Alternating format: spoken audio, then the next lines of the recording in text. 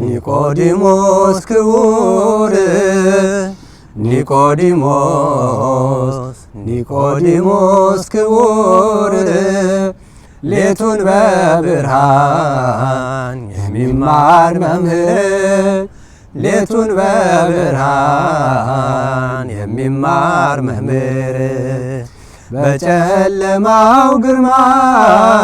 ኮከብ የደመቀ በመከራው ጽናት ይህን ዓለም ናቀ መምህር ሆኖ ሳለ ከመማር ያራቀ የትዕቢትን ጅረት በትሕትና ተዋርዶ አደረቀ ረቢ ሰገደ በመንፈቀ ሌሊት ለረቢ